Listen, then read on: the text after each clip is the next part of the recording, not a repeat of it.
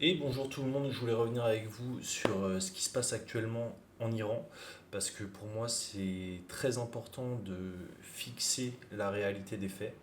Donc pour vous expliquer, hier matin, le samedi 28 février, Israël et les États-Unis ont lancé une série de frappes dites stratégiques contre l'Iran. Et ces frappes ont conduit à la mort de l'ayatollah Ali Khamenei, le guide suprême de l'Iran depuis 1989. On peut compter plusieurs villes qui ont été bombardées: Téhéran, Ispahan, Tabriz, Balbossar, Gorgan, Babol. Donc c'est des villes qui accueillent des infrastructures liées à la défense et à la capacité militaire du pays. Et c'était les principales cibles des premières frappes israéliennes et des États-Unis. L'objectif, c'est exactement le même que celui qui avait pu être observé au Venezuela avec l'attaque de Donald Trump en janvier. Trump et Netanyahou, ils veulent annihiler les capacités militaires du pays qu'ils attaquent, et ça dès les premières minutes. Mais pourquoi ils bombardent l'Iran? Donald Trump, lui, a mis en avant l'un de ses arguments favoris, la prévention, en disant sur l'un de sur son réseau social: notre objectif est de défendre le peuple américain en éliminant les menaces imminentes que représente le régime iranien, un groupe vicieux de personnes très dures et terribles. Donc bon, comme à son habitude, le président des États-Unis utilise un vocabulaire enfantin pour décrire une action militaire, comme si la planète, en fait, tout simplement, c'était un énorme bac à sable et que lui, il pouvait faire tout ce qu'il voulait. Mais la déclaration est intéressante parce que si vous arrivez à lire entre les lignes, ce que dit Trump ici, c'est la même chose que lors de l'intervention au Venezuela. Ce qu'il veut nous faire comprendre ici, c'est: vous êtes pour les intérêts des États-Unis ou vous êtes nos ennemis. Et ce que cherche Donald Trump avec Israël à travers cette action militaire, c'est de renforcer la puissance de leur alliance dans la région. Ils veulent changer le pouvoir en place en Iran, changer le système, instaurer un régime qui soutiendra les États-Unis et qui fera des concessions. Alors là, on peut partir sur plein de théories qui sont probables. On peut imaginer l'installation future de bases américaines sur le sol iranien, bien encore un contrat entre le nouvel État iranien et les grandes firmes pétrolières américaines, car, comme d'habitude, le pétrole n'est jamais très loin de cette affaire.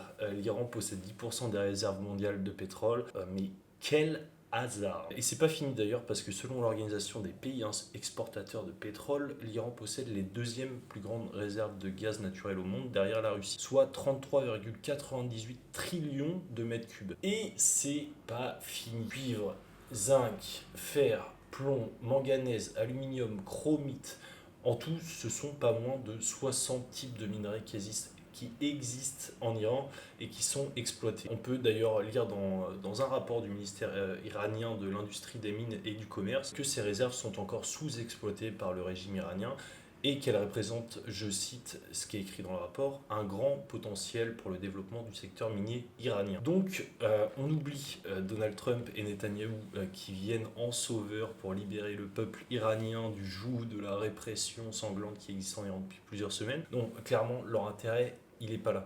Les intérêts sociétaux, ils en ont rien à faire. Mais là-dessus, je m'égare un peu. Je voulais revenir sur cette opération, tout simplement, et comment ça s'est passé. Donc, en début de matinée, hier, le samedi 28 février, des explosions se font entendre dans plusieurs villes iraniennes, que je vous ai citées tout à l'heure, et les vidéos commencent tout de suite à arriver sur les réseaux sociaux. S'ensuit un premier communiqué du ministère de la Défense iranien où on peut lire: l'État d'Israël a lancé une frappe préventive contre l'Iran afin d'éliminer les menaces pesant sur l'État d'Israël. Donc Israël est dans le coup. Et quelques minutes plus tard, on a un deuxième message, un deuxième communiqué sur le réseau social Truth Social, c'est le réseau social fondé par Donald Trump, où il confirme la participation des forces américaines. L'opération a un nom: Fureur épique. Ça sent bon la testostérone, c'est du Donald Trump tout craché. On se souvient, le bac à sable, les petits soldats, tout ça, tout ça. Donc rapidité, force de frappe, l'objectif, comme je vous ai dit tout à l'heure, c'est de détruire les capacités militaires au sol iraniennes, les défenses antiaériennes et la marine iranienne qui possède l'une des plus importantes marines. Mais le second objectif, qui est tout aussi important pour Trump et Netanyahou, c'est de détruire le régime en place. Et là où, dans les prises de parole des années et des mois, des semaines et des années avant, Trump s'était toujours interdit de parler de remplacement du régime, là il l'officialise. Il veut changer le régime en place. Et il appelle d'ailleurs le peuple iranien à se révolter. Donc quand on veut cibler un régime, on cible les ministères et les têtes du réseau. Et selon des responsables iraniens, plusieurs ministères ont été visés justement par des frappes stratégiques, ainsi que la résidence du guide suprême Ali Khamenei. Et quelques heures plus tard, l'information paraît tout d'abord via les États-Unis, puis via Israël, qui annonce la mort du guide suprême. L'information sera confirmée bien plus tard dans la soirée, même dans la nuit,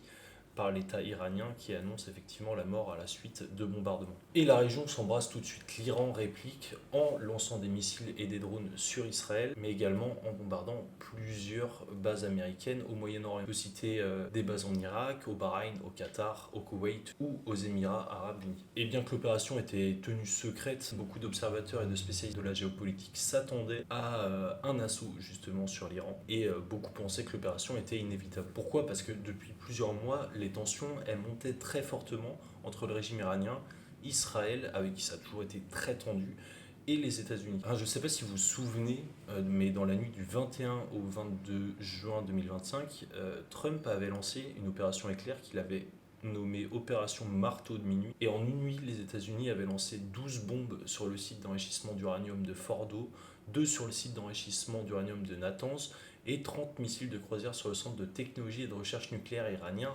d'Ispahan, et ce, toujours, comme d'habitude, comme cette fois-ci, sans déclaration de guerre, violant une fois de plus la charte des Nations Unies. À l'époque, Trump y mettait en avant la légitime défense, en expliquant que le programme nucléaire iranien faisait peser un risque sur les États-Unis, mais aucune menace immédiate n'a été prouvée, et encore à ce jour. D'ailleurs, si on revient un peu en arrière, le programme de recherche nucléaire iranien n'était en soi pas illégal au regard du droit international, parce qu'il faut savoir que l'Iran est signataire du traité sur la non-prolifération des armes nucléaires depuis 1970, et justement, dans ce cadre légal, il n'est pas interdit d'enrichir de l'uranium pour produire de l'électricité.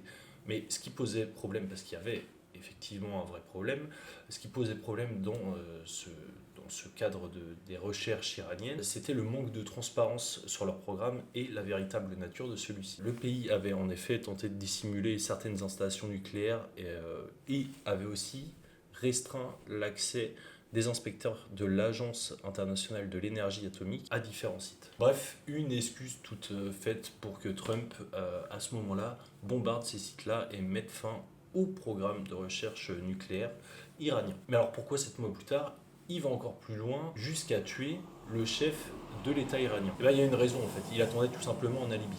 Et cet alibi, il est arrivé à la fin de l'année 2025. Il y a eu un fort mouvement anti-gouvernemental en Iran, et avec une succession de manifestations et de publications sur les réseaux sociaux. Pour contester ce mouvement, l'État iranien avait mis en place en interne un blackout total en coupant Internet à tous les utilisateurs iraniens, isolant ainsi le pays au niveau médiatique. Et pendant ce blackout, l'État iranien a mis en place une répression extrêmement sanglante et brutale, avec des chiffres qui diffèrent totalement selon les sources. Selon l'État iranien, ce sont 3117 personnes qui ont trouvé la mort dans les répressions, mais selon plusieurs sources indépendantes, notamment internes au mouvement contestataire, ce chiffre monte à 36 500 morts. Ce qu'il faut comprendre, c'est que le pays était à feu à sang depuis fin 2025, depuis décembre 2025, jusqu'à maintenant. Ce qui permettait à Donald Trump et à Netanyahou de justifier une attaque pour libérer le peuple iranien. Quoi de mieux qu'un pays fragilisé politiquement et socialement pour agir militairement. Et c'est là que c'est un peu particulier, parce que c'est exactement le même cas qu'au Venezuela avec Maduro.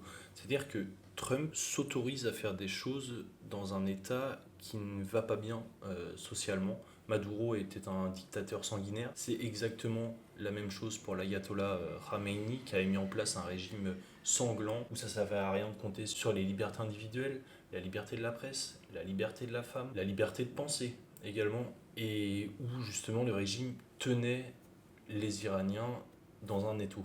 Et je ne remets pas du tout en cause le fait que ce régime explose, non plus avec le régime de Maduro, mais c'est extrêmement dangereux ce qui est en train de se passer, parce que Trump s'est affranchi dans les deux cas, du Venezuela ou de l'Iran, de toutes les règles internationales. Et il ouvre ainsi la porte à un système géopolitique extrêmement dangereux, où justement la simple force domine sur la politique internationale. En faisant ça, il affaiblit aussi l'ONU et l'OTAN. En gros, ce que montre Trump ici, c'est je fais ce que je veux, où je veux, quand je veux. Sauf que ce genre d'action, ça pourrait avoir des répercussions énormes, et ça on a déjà au Moyen-Orient, parce que suite à ces attaques-là, plusieurs pays du Moyen-Orient ont annoncé une volonté de rentrer en guerre ouverte avec Israël et les États-Unis, mettant une nouvelle fois la région du Moyen-Orient à feu à sang. Et donc il faudra suivre dans les jours et dans les semaines qui suivent le déroulé des événements, parce que bien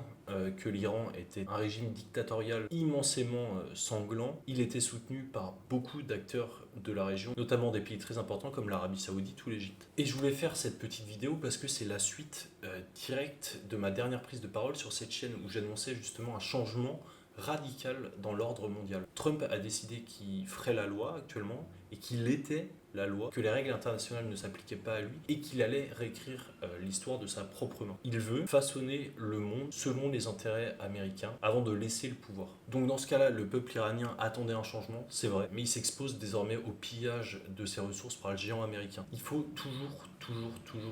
toujours chercher à comprendre pourquoi un État rentre en guerre contre un autre. C'est rarement pour des questions sociétales. On cherche un alibi. Ici, c'est les mouvements sociaux et la crise de la recherche nucléaire en juin dernier. On fait croire à notre auditoire que ce qu'on fait est légitime, ce que fait Donald Trump à travers ses réseaux sociaux, et on s'assure d'avoir des alliés puissants pour soutenir notre action, ce que fait Donald Trump avec Netanyahou. Dans le cas du conflit avec l'Iran, ce qu'il faut avoir en tête, c'est l'argent, le pétrole, les ressources minières, l'installation de bases militaires, le contrôle de la région, les intérêts industriels et le renforcement d'Israël dans sa position géopolitique au Moyen-Orient. Parce que je suppose que si l'Iran n'avait pas toutes ses ressources minières, pétrolières et de gaz naturel, que ce soit un régime dictatorial ou non, je suppose que Donald Trump n'y serait pas allé pour changer un régime dans un pays qui ne peut rien lui apporter en termes industriels ou de ressources justement. Sur ce, je vous souhaite une bonne semaine. C'était une vidéo un peu particulière. J'avais envie aussi de peut-être vous amener à réfléchir autrement sur ce qui se passe, à toujours regarder derrière, à aller plus loin que la seule information qu'on vous donne et de toujours avoir un esprit critique sur n'importe quelle information. Bonne semaine à vous, portez-vous bien et informez-vous